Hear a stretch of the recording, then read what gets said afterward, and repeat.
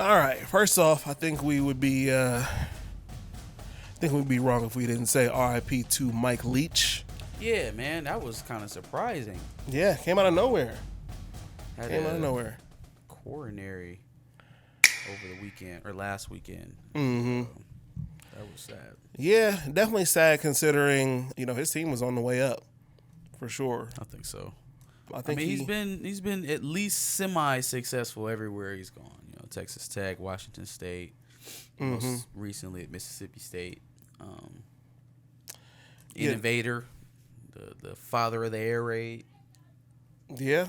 Sure, he literally took them from not even a bowl team to a ranked Mississippi State. Like, I don't know. It's just, it's going to be tough for, those guys going into the next season, obviously. They've already named the new coach and everything, but, that's never an easy thing to deal with. Yeah. So hopefully they can take what they've already, made happen and turn it into something special going into this next year. Sure. But, definitely wanted to say RIP to Mike Leach. All right. Main thing I wanted to talk about, just because I feel bittersweet about it. Well, actually, I came into this situation with a bittersweet topic, but now I don't even know if this is the case for the time being, especially considering the news that just dropped today. Ohio State went out and recruited some studs for not 2023, but 2024, namely the number 1 and number 2 prospect. Dylan Raiola, Jeremiah Smith, number 1, number 2. And while I was a little bit excited for it, at the same time, I was like, well, that's great news and all. But I think we said in the last video that the main thing that we need to be focusing on is making sure that we're getting guys who come in with the mental toughness, the will to want to beat that team up north.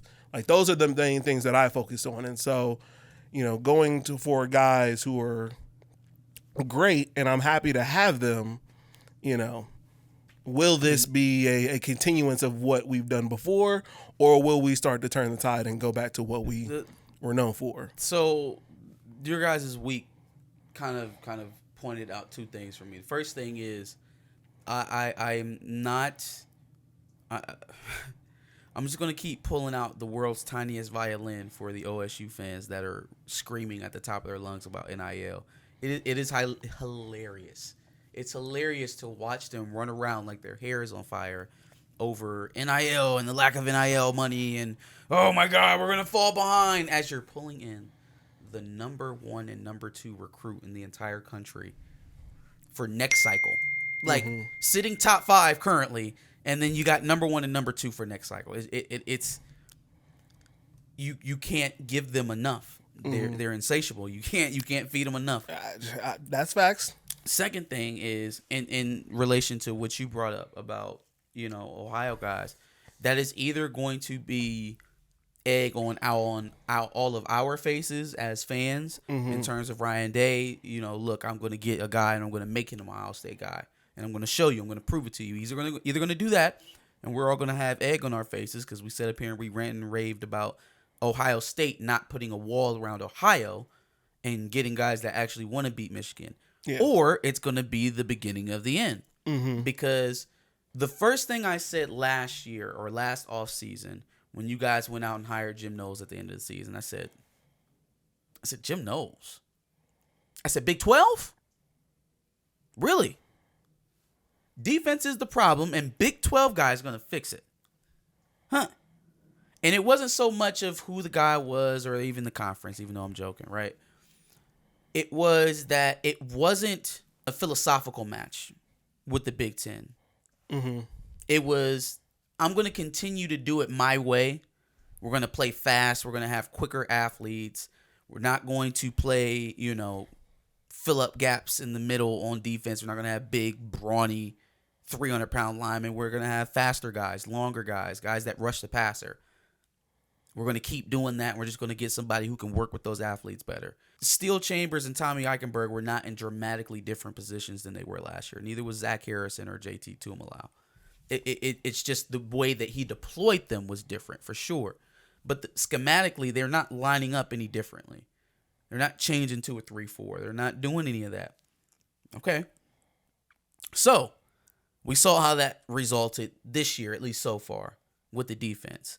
I'm wondering if that's going to be a similar thing with the way he recruits, if he would ever have a philosophy change. And, all right, well, I have to if winning the game is as important as I say it is, then is recruiting to play national powerhouses suit me anymore? I mean, that's a legitimate question. Is building your team to beat Alabama, Georgia, LSU, all of those teams, Oklahoma, Oregon, is building your team to beat those teams and not even making it out of your own conference advantageous? 12-team playoff? Maybe. If you can still make the playoff. But do you want to consistently be the at-large bid? Because that's going to become the new thing, right? It was making the playoff in general when it's 4 teams. Now the elite teams are going to be the ones that have the first round bye. Yeah. We have the opportunity to sit back and watch week 1 and watch the madness. Watch 5 absolutely skull drag 12 and make people question why that's even a playoff game in the first place. Yeah. So that was the news going into Friday. But then we actually got Lincoln Keenholz as a quarterback for this year, who's also somewhat of a mobile quarterback. I think he's a 4-star quarterback, if I'm not mistaken. Keenholz is from South Dakota. Okay. So he's mobile quarterback, like I said, 4-star quarterback. And so we got him this year. And so apparently after that news that came out, hey, yo, what the fuck? Dylan Raiola has removed all of his Ohio State stuff from his social media. Damn. And including his commitment video, which was, I think, pinned on his Twitter or whatever. Yikes. It's not looking the greatest. And so, I don't know. Like I said, totally bittersweet, but I guess my question is, I don't know that Dylan Raiola was just immediately going to be the guy once he got on the campus anyway. I mean, maybe not. But, I mean, you wanted him. You offered him. Oh, yes, for sure. But then on top of that, that raises questions of toughness in Dylan Raiola. Like, why should that matter? You're going to go in and take the job anyway. Sure, but that's how I would feel. You would feel. No 4 or 5-star quarterback is coming in and wanting to go into a crowded room, especially with guys in their class. Because at that point, if we're both 5 stars and we're both performing at a high level, it's going to come down to preference. I may have an offensive coordinator that prefers Kleinholtz over me. You know what I mean? And that would have never been a case if I could have owned my class the way that the other 5 stars are owning their class. He was a 4-star. Raiola was a 5-star. That's what I'm saying. Raiola is saying that way about Kleinholtz. Right? If you're a 5-star quarterback, you're expecting to get recruited as the guy for that class at least. So if they're bringing in Kleinholtz, it's like, well, all right, if he plays at a high enough level and it's even, now I'm just down to the coach's preference. Whereas before, if I came in, handled my business, did what I was supposed to do, waited my turn, I was going to get my opportunity. My opportunity might not ever come if Kleinholtz gets a shot. Mm-hmm. It's hard to draw that directly back to toughness because that's how all the 5-star quarterbacks are. Sure, and on top of that, I guess they told Raiola that they wouldn't go after any other quarterbacks. And that's a thing too. Like, if you feed me something, my entire recruitment, I think Michigan may be dealing with a little bit of that right now with Jaden Davis. But if you feed me the idea that I'm the guy, I'm no one else, I have eyes for no one else, it's just me, right? And then all of a sudden, late in October, you bring in some top 100 quarterbacks for this year and next year on unofficial visits, and you're going to look like a liar to me. You're going to look like you're playing around. Mm-hmm. But, conversely, on the other side of that, they're looking at it like, all right, well, we told you you're our guy. We want to get you in so that you can help recruit others to the class, and you're kind of bullshitting, going around taking visits to places that you're not going to commit to. Mm-hmm. Come on and commit so we can get you in the class and we don't have to worry about this anymore. Yeah. And I can move on to other guys so I can round out the class. Mm-hmm. These guys are holding these universities hostage to the very last moment. Mm-hmm. And you're my guy, we don't want anybody else in the class, becomes we need to look for backup options very quickly when you make teams that compete late into December and January wait that long. Mm-hmm. They don't have the time.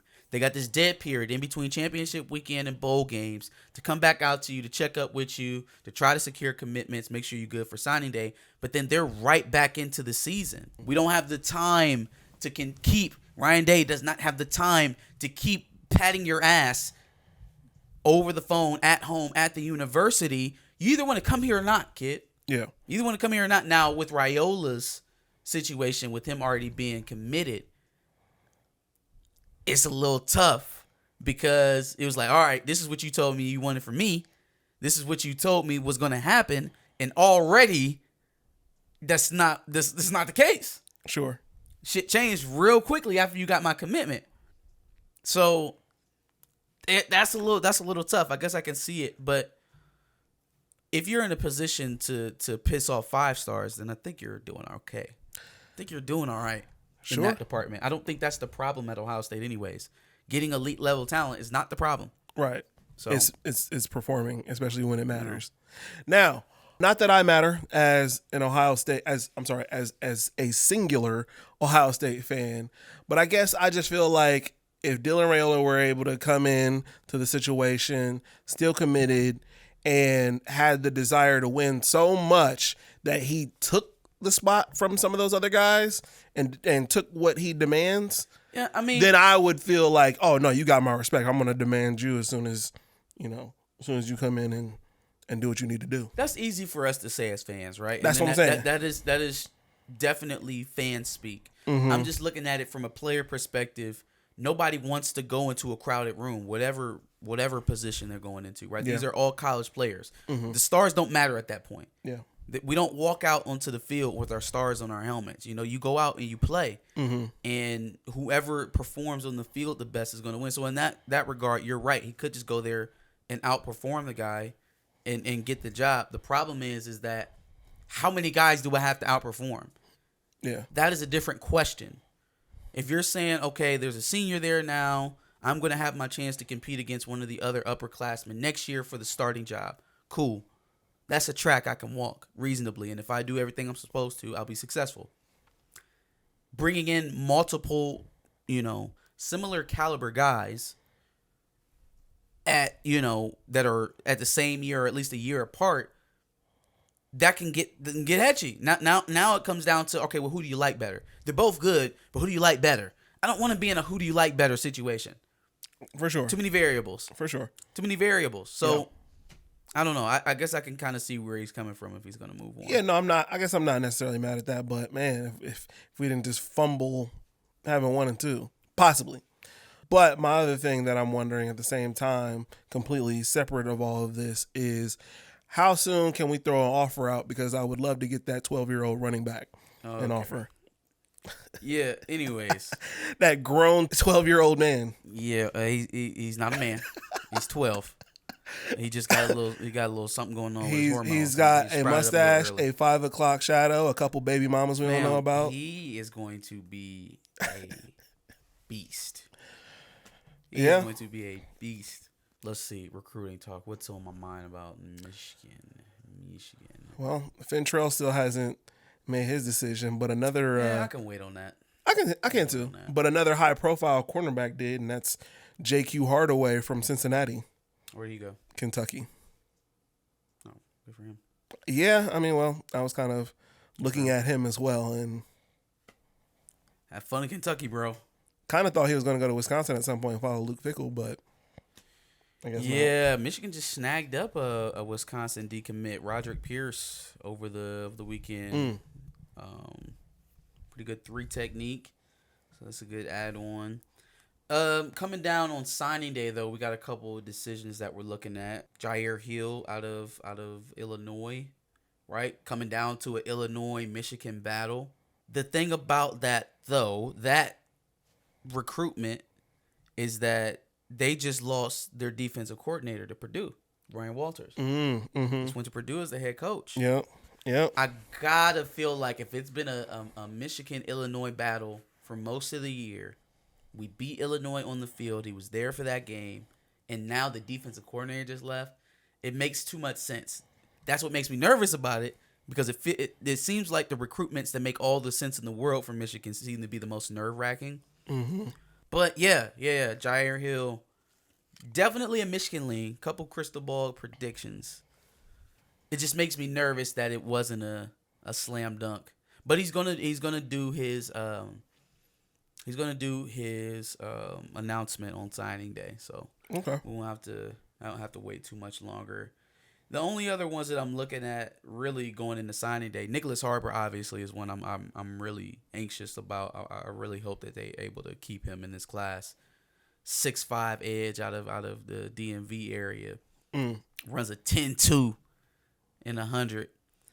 So yeah, I really want him, but he's not going to sign until February, the second signing day. Mm-hmm. So if I'm hoping to get something done here soon, it's Jair Hill and then it's Jaden Davis, 2024 quarterback.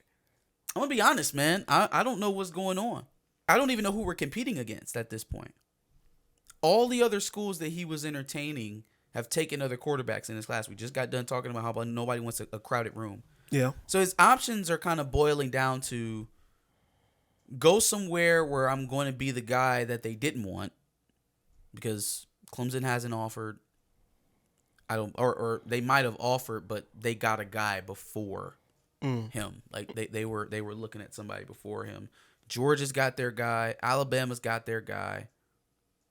DJ Lagway thought he was going to go to Clemson for the 2023 class, but he ends up going down to Florida.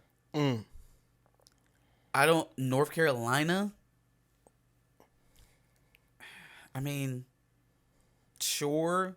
If you look at Sam Howell and Drake May, I mean, I guess they got a good track of quarterbacks, but doesn't strike me as the guy. I just want to go up and pay up numbers and don't win. That doesn't. I never got that vibe from Jaden Davis. So I don't know who we're competing against, honestly. The teams that are there in the top 5 have seemingly moved on to other quarterbacks. Michigan has seemed to have wowed him every time they brought him out. Mm-hmm. He's been a Michigan lean. Most of the crystal ball predictions for Jaden Davis are going Michigan's way. Mm-hmm. I don't know what the holdup is. And if you listen to any interviews with his family, doesn't really seem like money is an issue. Doesn't really seem like, hey, we need you to go out here and get this bag now. Yeah. Now, there also could be situations where now that a lot of team seasons are ending and they're not in, postseason play, they're able to ratchet up their NIL stuff, their pitches at this time. So maybe he's just hearing other guys out. I feel like Michigan's a slam dunk for Jaden Davis. I don't know what else you have to do. Like, is it national championship or bust to get a recruit? That makes me uncomfortable. Kind of going back to what you were saying with Raiola, like, hey, man, if you want to be here, then be here. Get in the class, start recruiting guys to get here. Let's get it going. There's almost a bit of oversight in some of these. And again, we're talking about 17, 18-year-olds. Of course, they're going to make rash decisions. Of course, they're going to take all of this attention that they're getting to their heads. Oh, yeah. Of course they are. But it's just, so frequent that you see, high-profile guys, oh, man, I'm going to take them right down to the very last minute. There's not the foresight to say, all right, I'm going to end up at this school and I will have hurt them by waiting so long while other guys are committing elsewhere. So, I mean, that's just kind of how I'm looking at it. I'm still confident that they're going to get him. A couple other names, Carmelo English, wide receiver, Rivals top 100 receiver, looking to make a decision on signing day. That's pretty much it. Michigan's done an okay job of, if they can't bolster the ranking of the class, at least filling it with guys who can fill a role on the team, depth guys. So I feel like if they're able to close getting Jair Hill, that'll be a huge boost. And then, hopefully securing Jaden Davis sometime around the first of the year. We should be okay. Mm-hmm. We should be all right. With the additions that they're making in the transfer portal, man, the recruiting class is not going to be, we won't be as affected by a lower rating recruiting class this year, I'll say. Mm-hmm. Yeah, I mean, other than, the whole Dylan Raiola and Jeremiah Smith situation, I'm looking forward to the fact that Ohio State is also having Rhode Island's tackle Johnny Cornelius, and UTEP's Jeremiah Byers visit, I guess, this weekend. I know they have definitely offered to Johnny Cornelius. I think they also offered to Byers as well. And so, a couple good tackles for the guys who are probably going to go to the pros, and DeWand and Paris. So, we'll see. And then I know we've got a couple of recruits that are also playing tackle. So, hopefully we've got some guys for next year, and then, we can develop a couple guys. So, For sure. We'll see. What are your thoughts on both recruiting classes, Michigan and Ohio State, so far, and the woes that they're having with NIL? Make sure you give us your comments in the prompt below. Like, share, and subscribe. Come back next week for more college football news. Check out our last video on Fentrell Cypress and whether or not he's coming to Ohio State or Michigan from the transfer portal. And then make sure you subscribe anytime we get any college football news, especially for the Big Ten, especially for Ohio State and Michigan. We will be sure to fill you in.